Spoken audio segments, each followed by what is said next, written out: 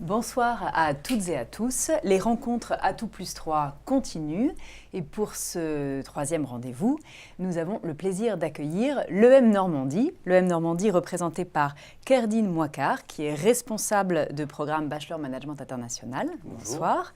Et Clara Mermin qui est étudiante en Bachelor première année. Bonsoir. Bonsoir à tous les deux. Donc vous êtes là pour répondre pendant 45 minutes à toutes les questions ou presque que se posent les internautes sur cette école. Et si vous êtes prêts, on va tout de suite rentrer dans le vif du sujet avec le premier d'entre eux. Ce sera Matou qui voudrait savoir en quoi consistent exactement les oraux. D'accord. Alors les oraux, il y a 2 épreuves orales. La première, c'est l'entretien de motivation, donc qui dure une vingtaine de minutes. L'entretien de motivation consiste effectivement à, on va dire, mesurer la motivation du candidat, savoir pourquoi il vient à l'école, pourquoi il choisit le bachelor en management international, l'EM Normandie, et surtout, vérifier l'authenticité du profil du candidat. Ça, c'est quelque chose de très, très important pour nous.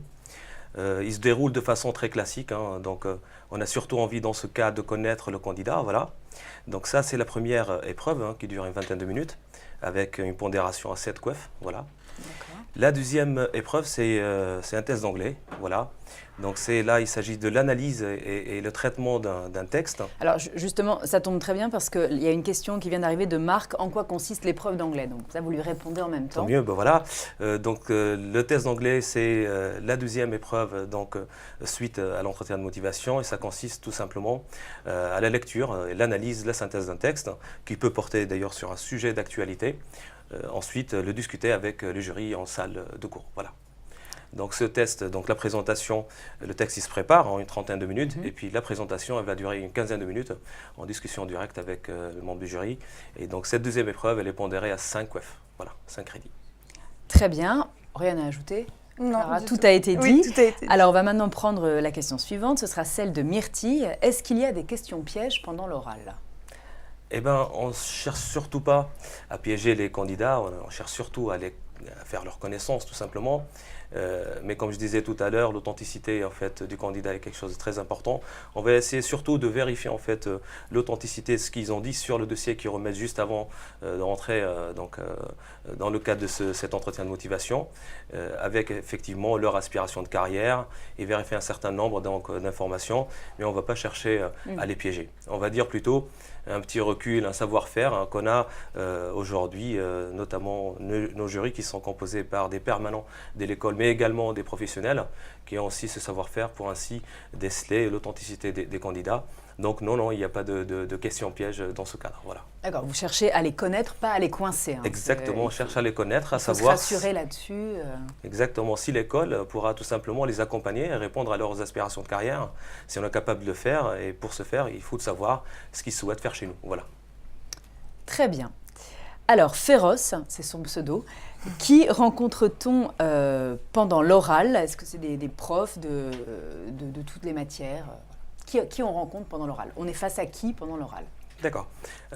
Pendant l'oral, on est face à 2 types de profils, on va dire. Le permanent de l'école, qui a cette approche académique, donc des enseignants, notamment sur le programme Bachelor, qui connaissent bien ce public, mais également des professionnels, qui sont parfois des recruteurs, et qui ont cette approche métier.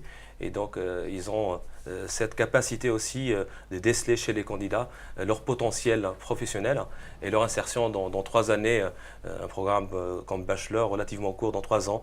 Est-ce qu'on est face à un candidat qui est capable aujourd'hui, grâce à cette motivation, d'être sur le marché de l'emploi et de décrocher son premier travail?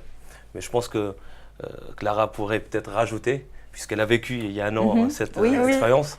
Oui, en fait, on est surtout très stressés avant de passer l'oral, mais les jurys savent nous mettre en confiance. Ils ne sont vraiment pas là pour nous coincer, comme vous avez dit tout à l'heure. Leur but, c'est de nous motiver, en fait. Et ils sont là pour vraiment nous apaiser et savoir pourquoi on veut intégrer l'école. Et ils sélectionnent les meilleurs éléments, les plus motivés. Et je ne m'attendais pas du tout à... Enfin, je pensais vraiment ressortir en pleurs et tout, mais pas du tout. Ils sont vraiment là pour nous mettre en confiance et c'est vraiment agréable parce que souvent, c'est des jurys qu'on peut retrouver en cours l'année d'après parce que ça va être nos professeurs. Et donc, du coup, ils sont très qualifiés et donc c'est très agréable. On passe un bon moment au final. C'est plus une discussion qu'un qu'un moment où on est jugé ou autre. D'accord. Donc, un des conseils que vous donneriez aux étudiants, c'est de se détendre, d'y Ah oui, aller d'être le sans plus être détendu trop possible. stressé. Oui. Alors, peut-être d'autres conseils, notamment à Damien, qui voudrait savoir comment se préparer à l'oral. Alors, surtout, enfin, moi, le plus gros conseil que je peux donner, le plus important, c'est de ne pas mentir, c'est d'être le plus honnête possible. Parce que les jurys, mine de rien, ils arrivent toujours à savoir si on est honnête ou pas. Donc, dans les lettres de motivation, toujours être franc et honnête sur ses centres d'intérêt, sur ce qu'on aime dans la vie. Donc, le plus honnête possible. Si on ne sait pas ce qu'on veut faire plus tard, c'est pas un problème. Enfin, on rentre en école de commerce, de management pour se former pour plus tard. Donc, le plus franc possible, le plus détendu et le plus naturel. Donc, on ne se fabrique pas un personnage, on ne Non, joue pas un surtout rôle. pas, surtout pas. C'est vraiment à éviter. Oui. Vous confirmez? Je confirme et je rajoute juste que parfois les candidats se sentent obligés, on va dire, d'en rajouter quand on leur pose la question est-ce que vous avez un projet professionnel? Ben, on ne va pas vous pénaliser si à 18 ans vous n'avez pas de projet professionnel. Ce n'est pas très rare, j'imagine. Exactement. Donc on a une difficulté de se projeter dans 5-10 ans, mais l'idée c'est de pouvoir être capable de réfléchir en situation d'entretien avec les jurys sur ces aspirations de carrière. Voilà. Donc parmi les questions, on peut vous dire, voilà, parlez-nous de vous dans 10 ans, dans 15 ans. Il faut être capable justement de se projeter tout simplement. Voilà. Donc ça se prépare quand même, mais pas ça se prépare, mais de voilà. façon sincère et authentique. Alors on reste sur les conseils pour Minouche maintenant. Comment bien réussir sa lettre de motivation? Alors, encore une fois, être le plus honnête possible. Il faut être quand même un minimum ambitieux. Montrer sa motivation, c'est très important. Il faut que la motivation ressorte à travers la lettre de motivation, parce que c'est ce qui va déterminer le jugement final.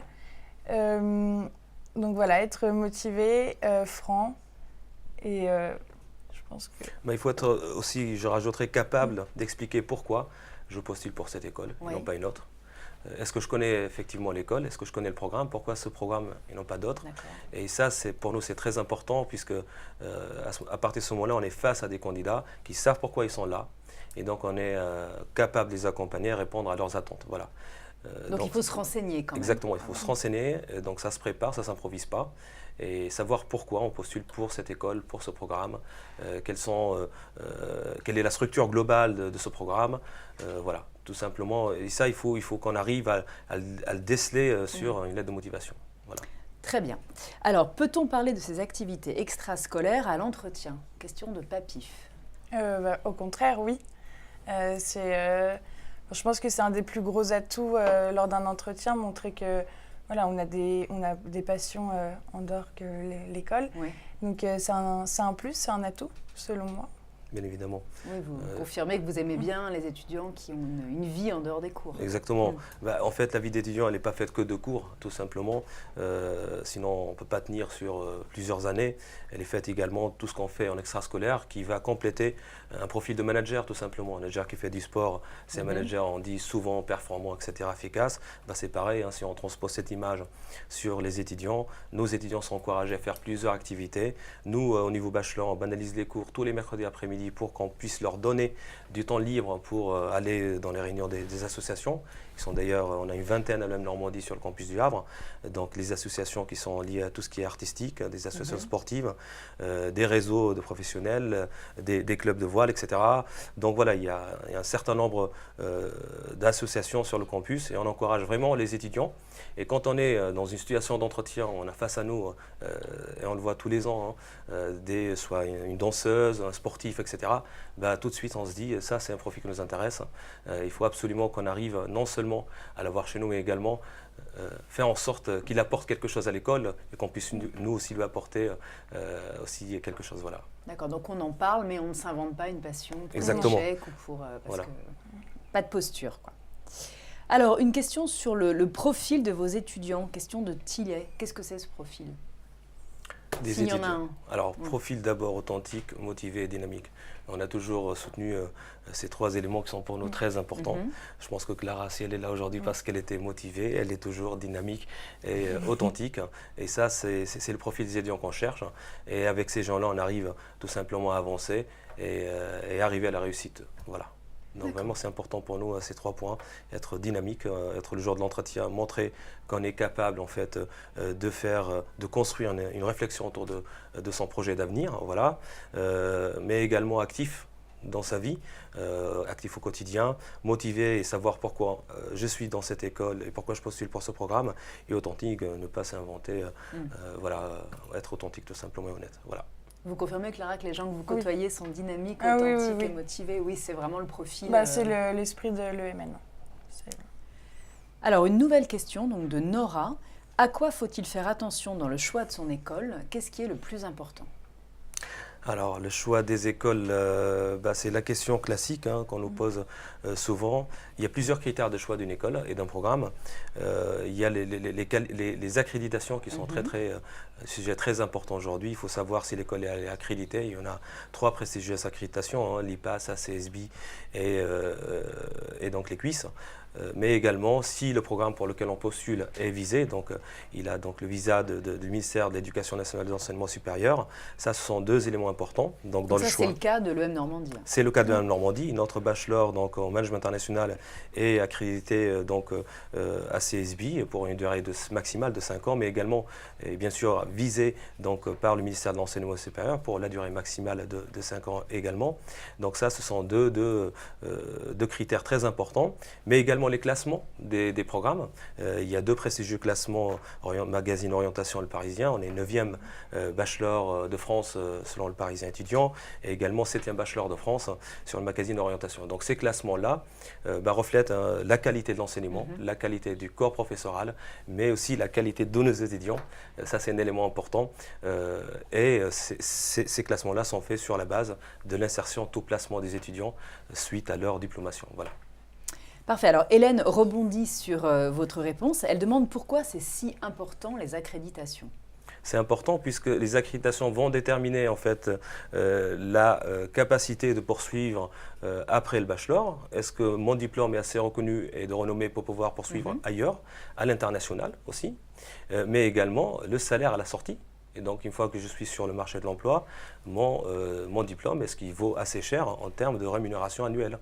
Là, par exemple, pour le bachelor, on sait qu'à la sortie, nos étudiants sont payés 28 000 annuels. Donc ça, c'est avec un niveau Bac plus 3. On sait que 100% de nos étudiants aussi obtiennent leur premier travail avant l'obtention du diplôme. Ça, c'est un élément aussi important. Dont 25% de ces étudiants sont à l'international, travaillent à l'international. Et donc, pour ces 3 considérations, il est important d'avoir un diplôme accrédité et visé. Voilà. Alors, une question maintenant pour Clara spécifiquement. Qu'est-ce qui t'a poussé à choisir l'EM Normandie? Question de Benjamin. Alors, il y a 2 grandes raisons qui m'ont poussé à choisir l'EM Normandie. La première, c'est parce que l'EM accompagne énormément ses étudiants dans le parcours professionnel. Elle les suit, donc moi j'ai pour projet de monter mon entreprise. Donc je sais que l'EMN sera derrière moi, qu'elle va me suivre du début jusqu'à la fin de ce processus. Et également pour la dimension internationale, parce qu'en bachelor, en 2e année, on part 1 an à l'étranger. Donc j'avais le choix entre un parcours grandes écoles avec 6 mois et un parcours donc en bachelor où je pars une année entière à l'étranger. Donc pour moi, ça fait toute la différence parce qu'une année entière à l'étranger, ça permet d'apprendre vraiment la langue, de s'imprégner de la culture du pays. Donc pour moi, c'était les deux raisons, les 2 plus importantes raisons. Et après, il y a tout un ensemble, donc la vie associative. Il y a aussi l'esprit de famille de l'EMN parce que c'est quand même une école à taille humaine. Elle est grande, mais mine de rien, on est tous rassemblés dans un campus en plein centre-ville et on se connaît tous. Donc tout le monde se connaît voilà. Donc c'est cet esprit chaleureux, convivial qui m'ont fait choisir l'EMN. D'accord. Des raisons à la fois liées à votre parcours et liées à l'ambiance de l'école. Alors, est-ce qu'on peut faire de l'alternance dès la première année? C'est une question de Gégé. Alors, l'alternance existe sur le programme bachelor, mais pas à partir de la première année.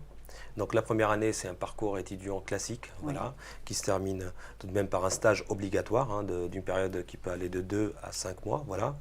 La deuxième année, je profite de cette question pour décrire très rapidement la structure du programme. La deuxième année, comme disait Clara, c'est une deuxième année d'expatriation, hein. Nos étudiants partent dans une trentaine de destinations dans le monde, donc une année intégrale d'expatriation.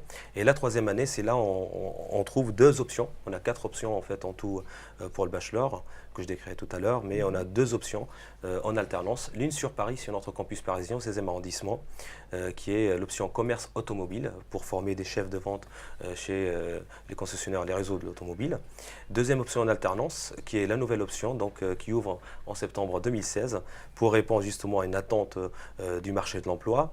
C'est l'option développement d'e-business, qui forme donc des business développeurs et des gens qui sont capables de piloter la dimension numérique au sein des entreprises. Voilà. D'accord. Alors, peut-on faire une année de césure? Question de Tara. Après l'alternance, la césure. Alors, on peut faire une année de césure. C'est pas forcément en fait ce que nos étudiants en fait choisissent comme parcours, pour la plus simple raison que le bachelor, c'est un programme relativement court, donc en 3 ans. Aujourd'hui, il y a des gens qui souhaitent faire aussi des bachelors qui existent à 4 ans. Voilà, nous, on a fait le choix de faire un bachelor de 3 ans pour ainsi assurer donc, une poursuite peut-être en M1, M2, et tout ce parcours se fait en 5 ans. Mais voilà, cette possibilité reste envisageable. Très bien. Alors, question d'Étienne. Est-ce que les étudiants issus de filières économiques réussissent mieux leurs études de commerce? En tout cas, à l'EM Normandie, est-ce que ça se vérifie? Bon, en fait, ça se vérifie ou pas. De toute façon, quand on regarde les résultats des étudiants avec leur provenance, hein, la nature de leur bac, on trouve que les étudiants qui viennent avec un bac L réussissent très bien. Voilà. Les cours sont conçus en fait de sorte que qu'il n'y ait pas de discrimination à l'entrée en fait entre les différentes spécialités baccalauréat.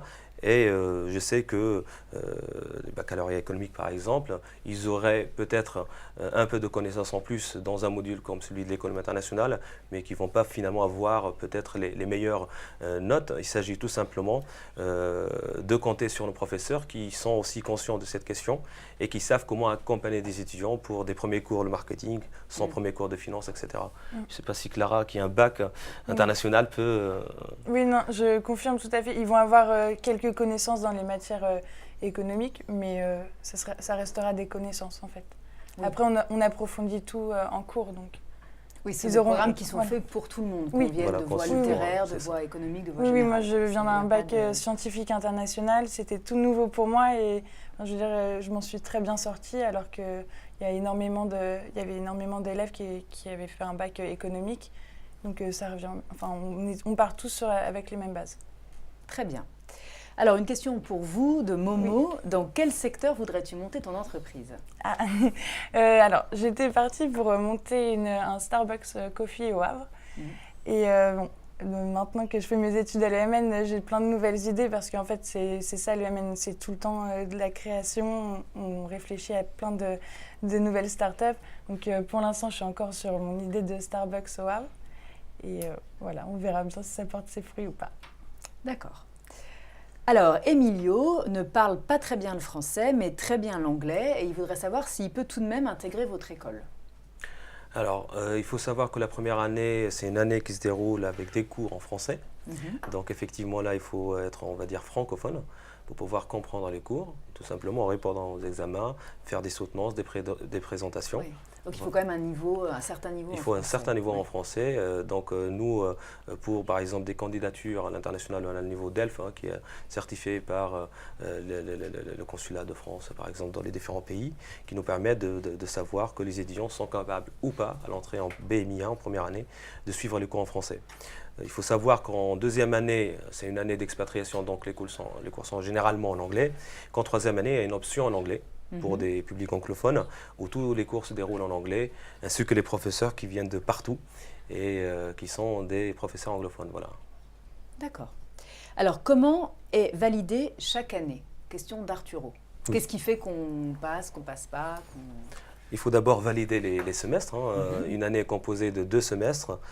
Chaque semestre compte 30 crédits. Donc il faut valider ces 30 crédits par semestre pour valider son année, mais avec aussi la validation de son stage, puisque le stage, il compte 5 crédits, et avec une soutenance et un rapport de stage, il faut valider donc toutes les matières, mais également le stage pour passer en année supérieure. Voilà. Donc c'est le schéma classique de l'ensemble des écoles de commerce, je pense. Très bien. Alors, une question de Pierre. Que propose l'école en matière d'ouverture à l'international? Elle propose beaucoup de mais- choses. C'est-à-dire? Alors l'ouverture internationale, elle est à l'école représentée par, on va dire, 3 éléments. Le premier, c'est cette deuxième année d'expatriation, une année intégrale à l'étranger, où nos étudiants partent dans une trentaine de destinations, mais également par les 12 langues enseignées au sein de l'EM Normandie. Donc il y a une possibilité de choisir 3 langues, LV1 en anglais obligatoire, la LV2 elle est obligatoire également, mais la LV3 elle est optionnelle, on peut aussi choisir donc une 3e langue. Donc ça aussi, ça réconforte ce positionnement du programme sur la dimension internationale. 3e élément, c'est que les stages, même de première année, peuvent être effectués à l'étranger. Donc dès la première année et à partir du mois d'avril, un étudiant peut partir déjà donc en convention les stages à l'international, également les stages de 3e année. Mais aussi, et dernier élément, les professeurs qui ont des profils vraiment internationaux et qui viennent vraiment du monde. On a des professeurs mexicains, danois, américains, donc qui viennent de partout tout simplement et qui, eux, réconfortent aussi cet aspect international du programme. Voilà. D'accord, donc une exposition permanente à l'international. Une exposition permanente, une immersion totale, même si on est en France. Je sais que mes étudiants 3e année sur l'option International Business côtoient une quinzaine de nationalités tous les jours au quotidien. Voilà. D'accord. Alors, à quel métier mène le Bachelor Management International? C'est une question de Cécile. D'accord. Alors, il faut savoir que le bachelor forme des middle managers avec leur niveau de formation Bac plus 3. Ensuite, cela dépend, j'ai envie de dire, de l'option. Donc, si on est sur la première option qui est logistique internationale en français, là, on est plutôt responsable tous les aspects logistiques dans une entreprise, tout simplement, ou responsable d'achat. Si on est sur l'option International Business, là, on nous prépare surtout pour être manager dans tout ce qui est import-export. Voilà. Voilà. 3e option, commerce automobile, c'est pour être chef de vente, c'est ce que je disais tout à l'heure, dans les réseaux automobiles. Et 4e option, développement du business, c'est pour être vraiment pilote de la dimension numérique dans une entreprise. Si j'ai envie là, de le représenter par un métier, ça serait donc un business développeur. Voilà, développeur du e-business dans les entreprises qui ne sont pas d'ailleurs forcément des entreprises dans le numérique. Ça peut être une entreprise classique qui souhaite donc intégrer dans sa vision des choses, dans sa stratégie marketing, donc l'aspect numérique pour être finalement répondre aux attentes des consommateurs. Voilà. Ok. Alors, en ayant fait le bachelor, a-t-on plus de chances d'intégrer un master dans votre école? Question de Bucci. Alors, je vais répondre par un pourcentage peut-être. Oui. Alors, il faut savoir que selon les années, entre 65 et 70% de nos diplômés du bachelor poursuivent en master. Donc, la porte est finalement ouverte pour poursuivre ces études si on a bien évidemment l'envie et le souffle pour occuper des postes en termes de responsabilité plus importants. Voilà. Mais il faut savoir également que sur ce pourcentage-là, la moitié poursuivent en master alternance. Et donc là, on voit bien qu'on prépare les étudiants pour intégrer l'alternance et mettre les pieds pour la première fois dans le monde professionnel. Donc ils voient une continuité, en fait, une évidence entre le parcours bachelor, qui reste un parcours professionnalisant, avec une poursuite en master alternance. Voilà. Très bien. Alors, est-ce que les étudiants arrivent facilement à trouver du travail en sortant de votre école? Alors, vous l'avez déjà un petit peu dit tout à l'heure, mais voilà, Maury était peut-être pas déjà connecté, parce que c'est son pseudo. Alors, nos enquêtes d'insertion nous permettent aujourd'hui de dire que 100% de nos étudiants qui poursuivent les études arrivent à le faire, mais le reste, donc ceux qui souhaitent aller sur le marché de l'emploi, ils arrivent à obtenir leur premier travail avant l'obtention des diplômes. Donc, le taux de placement, il est de 100%. Voilà. D'accord. Ça a le mérite d'être clair. Clair et net. Alors, une question maintenant de Romain Le Curieux. Comment votre école s'adapte-t-elle aux nouvelles technologies et doit-on obligatoirement posséder un ordinateur pour entrer dans l'école? Alors, ce n'est pas du tout une condition, mais il est souhaitable d'avoir un ordinateur. Il faut savoir que en fait, la pédagogie de l'EM Normandie, là, depuis quelques années, depuis 2013, on a misé sur la Smart École, qui est en conception différente de la pédagogie. C'est une pédagogie collaborative et active, où on sollicite des outils et des supports qui sont tout simplement numériques. Au jour d'aujourd'hui, le numérique se décline au sein de l'EM Normandie sous différentes formes. D'abord, il faut savoir qu'on a 3 instituts à l'école, dont un institut qui lui accompagne les startups. Voilà. Cet institut, par exemple, il lance un master dans le numérique comme on lance également, comme je disais tout à l'heure, l'option donc développement et business qui est lui focalisée sur les aspects numériques. En termes d'enseignement, la conception des cours est faite selon cette collaboration. Donc les étudiants co-construisent le cours avec les professeurs en utilisant parfois des tablettes. Le cours est projeté sur les 3 murs de la salle et on a vraiment cette dimension numérique, voilà, grâce à la pédagogie mais également à l'outil. Voilà. Donc vous confirmez, Clara, que cette dimension est très présente dans l'école? Oui, et c'est un plus. Hein. C'est un plus parce qu'on est il y a presque plus de format papier en fait, c'est tout via nos ordinateurs. Donc déjà il y a l'aspect écologique là-dessus. Oui, qui n'est pas négligeable. Oui, qui n'est pas négligeable. Et c'est beaucoup plus, on peut communiquer avec les professeurs beaucoup plus facilement en fait. Ils sont toujours joignables via la messagerie. On a une messagerie au sein de l'école. Donc non, c'est vraiment un atout pour l'école. D'accord, donc une école digitale et connectée. Digitale. On a un outil, la Schoolbox par exemple, c'est là où les étudiants déposent leurs documents, mais également les professeurs. C'est un espace d'échange, même avec l'équipe pédagogique. Et donc on arrive à faire des choses comme ça qui nous permettent aujourd'hui de dire, voilà, effectivement, on est sur cette dimension depuis maintenant 3 ans et on continue à le faire. On monte des programmes qui sont focalisés sur le numérique et on continue à le faire dans cette conception collaborative toujours. Voilà. Parfait. Alors, question de MK3 maintenant. Est-ce que l'école vous aide à développer vos projets pro? Oui, évidemment. Oui.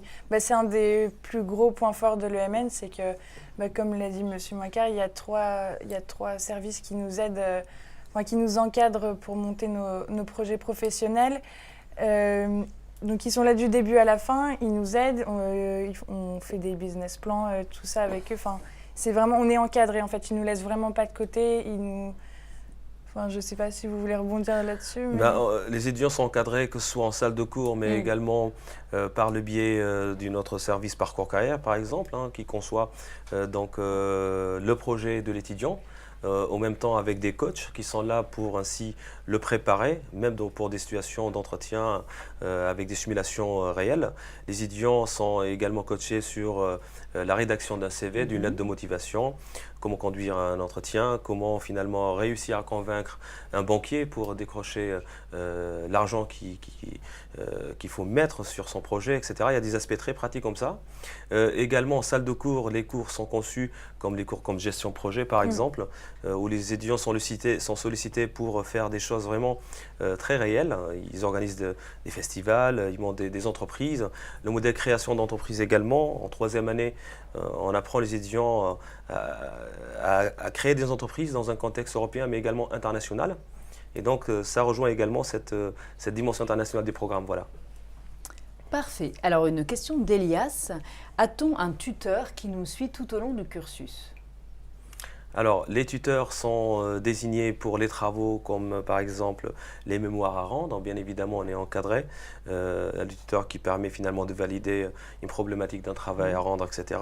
L'accompagnement en fait au sein de l'école, ça fait partie des points forts, je pense, de l'EM Normandie, puisqu'on a fait le choix d'avoir des promotions assez limitées en termes de taille. Donc les tailles sont vraiment humaines, des promotions. Pour la première année, on ouvre uniquement 65 places, effectivement, pour pouvoir mettre à profit notre capacité d'accompagner les étudiants. Nous, on connaît tous nos étudiants par nom et prénom. On les accompagne et le tuteur, finalement, c'est soit le professeur, voilà, qui va accompagner les étudiants sur un certain nombre de projets, soit l'équipe pédagogique qui sont là pour répondre aux différentes questions et difficultés que peuvent rencontrer les étudiants sur une année. Voilà. D'accord. Alors, est-ce que vous permettez aux étudiants de rencontrer des professionnels? Est-ce que vous faites de la mise en relation? C'est une question de Florie.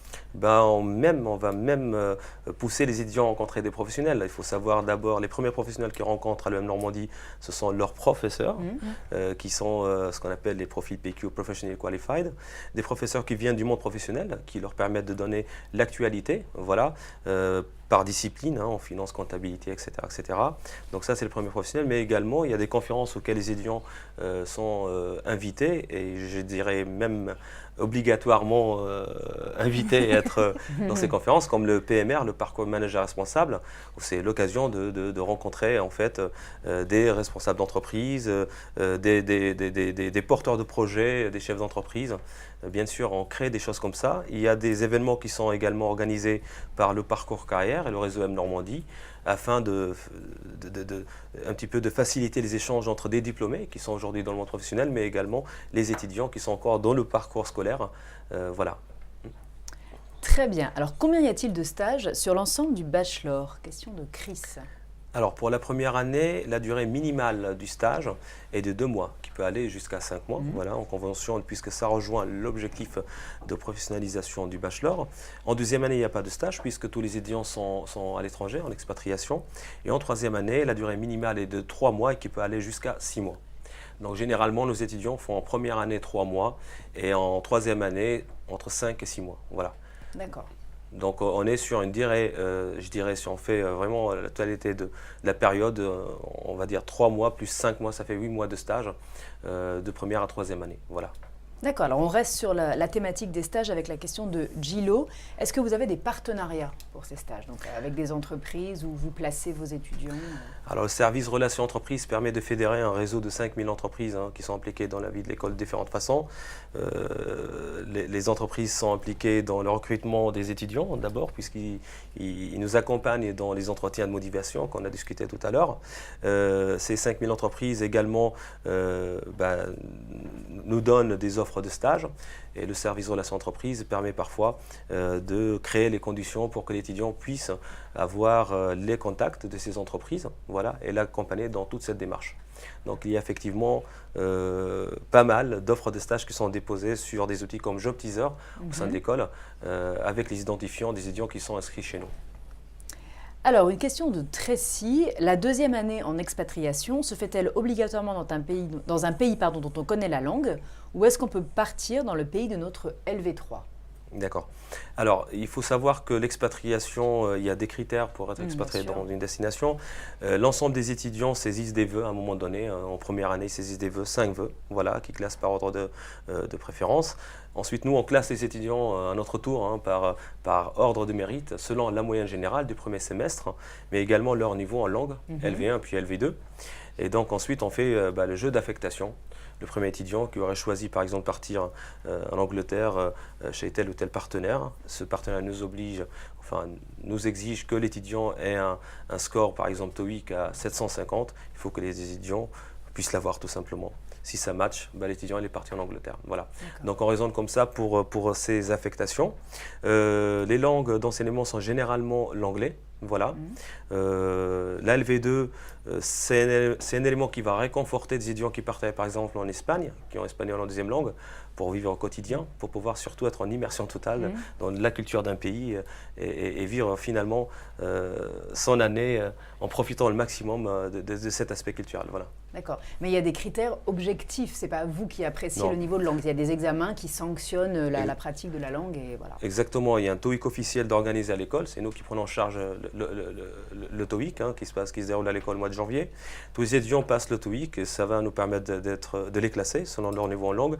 Et il y a les moyennes de première année, de premier semestre. Autant dire, dès le début, il faut aller tout de suite bosser bien pour avoir la bonne moyenne qui va vous permettre d'aller dans votre premier ou deuxième vœu. Voilà. Alors, j'allais vous poser cette question, mais Clément a été plus rapide que moi. Clara, où pars-tu à l'étranger? Je pars au Mexique, à Guanajuato, au-dessus de Mexico. D'accord. Alors, une question pour Clara toujours, de Dave. Merci d'être là pour nous répondre déjà.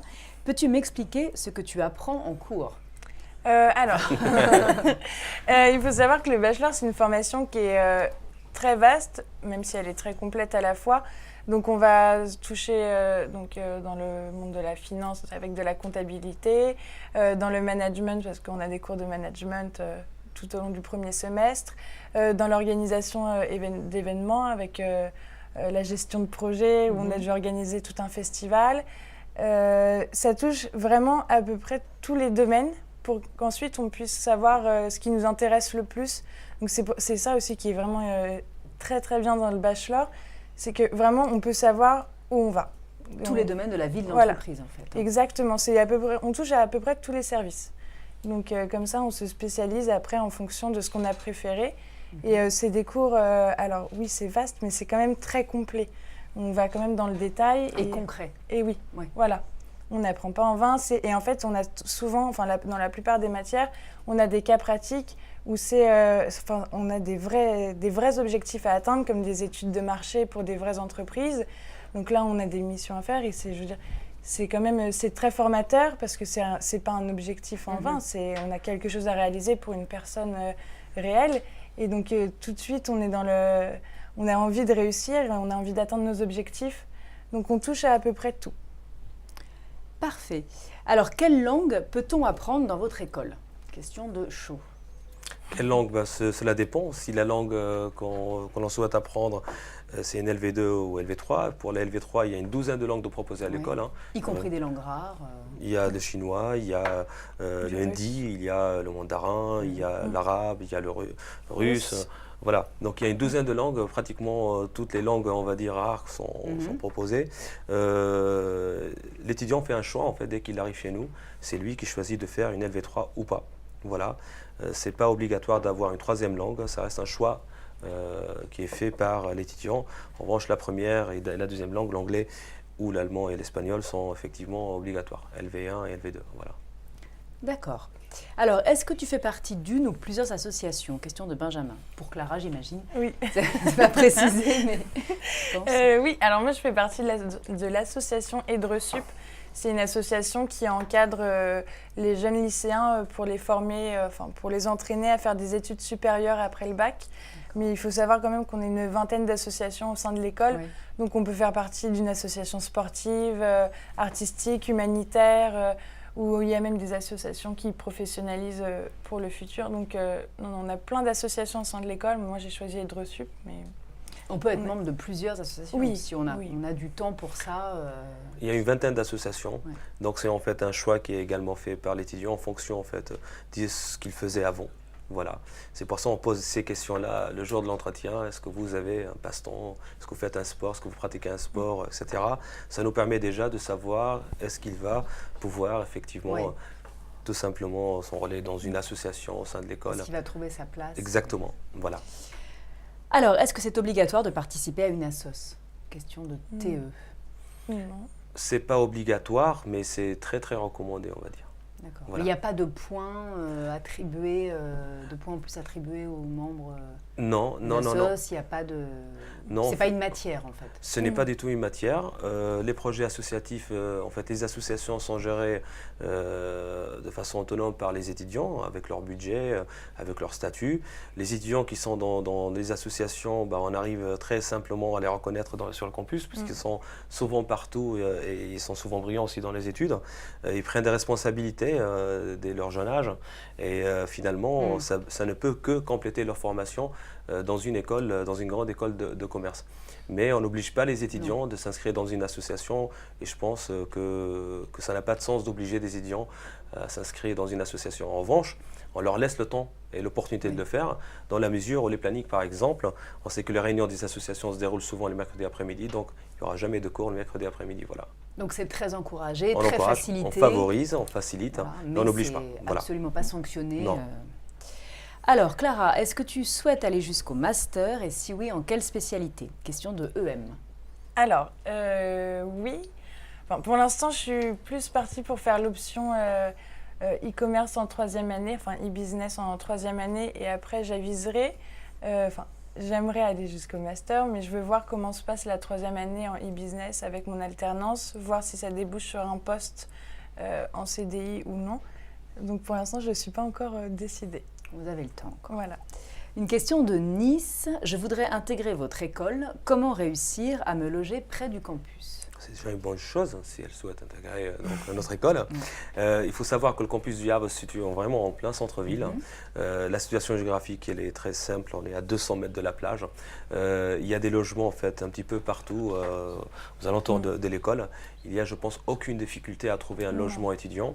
Il y a l'association Avraise, en fait, des logements étudiants Alouette, qui également nous propose pas mal de contacts, de propriétaires qui proposent leur logement pour les étudiants et n'accompagnent effectivement aussi les étudiants sur cet aspect-là. Clara, je pense... Alors pour ce logement, il n'y a aucun souci. Il y a une grande résidence universitaire juste à côté de l'EMN, résidence Voltaire, juste à côté. Et il y a des logements disponibles à peu près partout dans la ville. On est en plein centre-ville. Faut dire que l'Havre, c'est pas très très grand, donc pour se déplacer, c'est pas un problème. Donc non, aucun souci et les loyers sont vraiment pas très chers. Vous-même, vous êtes havraise? Oui, moi je suis havraise, mais j'ai mon logement en face de l'école. Ça, je garde toujours un œil sur l'école. D'accord. Gardienne de l'école. Voilà. Un petit peu. Alors, une question pour Clara encore, de Sylvain. Oui. Y a-t-il des lieux sympas pour des soirées près de l'école? Alors, comme l'a dit M. Macquart, on a l'avantage d'être en plein centre-ville, dans le quartier des Halles. Donc, tous les bars sympas où on peut sortir, c'est autour de l'école, à 2 minutes à pied, même pas. Et il faut savoir que tous les mercredis soirs, l'EMN privatise une boîte de nuit où tous les étudiants se retrouvent, uniquement les gens de l'EMN. Donc ça, c'est vraiment très sympa. Il y a toutes les semaines, il y a à peu près 1 ou 2 after-work qui sont organisés selon les associations. Donc on se retrouve toujours tous entre étudiants et on fait plusieurs bars dans le Havre. Donc il y a une vraie vie étudiante, mine de rien, même si la ville n'attire pas vraiment parce que voilà, il fait pas beau et tout. Il y a une vraie vie étudiante qui se cache derrière tout ça. Et il faut vraiment la découvrir parce que c'est en étant à l'EMN qu'on découvre que... Alors, justement, vous faites une très bonne transition avec la question suivante, qui est celle de Berne. La ville propose-t-elle un cadre de vie agréable? Alors... Donc, il fait pas beau, d'accord, mais à part ça... Je suis havraise, donc je vais défendre ma ville, mais je sais qu'elle donne vraiment pas envie parce que l'architecture, c'est du béton et tout ça. Mais quand il fait très beau, la plage est magnifique. Il y a c'est du béton, mais c'est Niemeyer, Perret... Oui, c'est quand même des beaux architectes. Béton, oui, voilà. Et il y a quand même beaucoup de choses à découvrir autour du Havre. Il y a les falaises d'Étretat. Donc oui, la ville ne donne pas beaucoup envie, mais une fois qu'on y est, qu'on y a ces petites habitudes, on y vit très bien. Beaucoup mieux qu'à Paris où c'est le rush tout le temps. Ici, c'est calme, c'est calme, paisible. Et l'esprit de la ville est plutôt détendu. Et, c'est très agréable d'y vivre. Donc surtout une bonne qualité de vie. Une très bonne qualité de vie, surtout pour un étudiant avec un petit budget, tout est abordable. D'accord, c'est vrai que ça c'est un argument quand même oui. important. Alors le temps imparti est déjà quasiment écoulé, donc on prend une dernière question et après une petite conclusion si ça vous va. Donc ce sera la question de Mélie. Quelle est la qualité de l'école, s'il fallait en retenir qu'une? La qualité de l'école, c'est l'aspect humain. Voilà. L'accompagnement vraiment très personnalisé, j'ai envie de dire. Nos étudiants, on les connaît tous. Voilà. L'accompagnement sur la carrière des étudiants, ils sont considérés comme étant, pour nous déjà, des étudiants qui vont réussir. On part toujours sur des bases très optimistes. On essaie de les accompagner. On arrive souvent à le faire. Nos étudiants restent humbles, ils ont des valeurs qu'on essaie de leur inculquer finalement.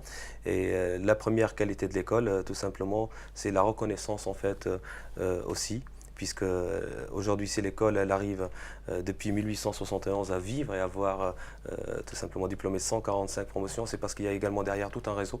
C'est la grande famille UM Normandie qui aujourd'hui est formée par 13 000 membres. Donc voilà, c'est l'esprit de famille de UM Normandie et la considération humaine. Donc voilà. le côté familial. Exactement. Et vous, Clara, vous confirmez? Vous diriez la même chose? 3000% le côté famille, ça fait vraiment du bien d'être reconnu. Et que les gens de l'administration connaissent notre prénom. Rien que ça montre qu'il y a un esprit de famille, on se connaît à peu près tous. C'est pas anonyme du tout? Ah non, pas du tout. Et les gens sont toujours avenants, toujours gentils, souriants. On arrive le matin et tout le monde est souriant, tout le monde dit bonjour. Et rien que le fait qu'ils connaissent notre prénom, ça change tout. C'est vraiment un esprit de famille qu'on retrouve, je pense pas, dans toutes les écoles. D'accord. Et avant de laisser la place à l'école suivante, qui sera l'ESC Dijon-Bourgogne, un petit mot peut-être pour conclure. Merci à tous les internautes qui nous ont écoutés, qui nous ont posé ces questions très très pertinentes.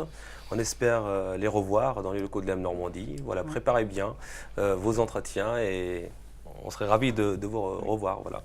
Oui. Tout pareil. Bon, merci beaucoup à vous deux, à une prochaine fois peut-être. Et puis pour les internautes, restez en ligne donc, puisque dans quelques instants, on accueille l'ESC Dijon-Bourgogne.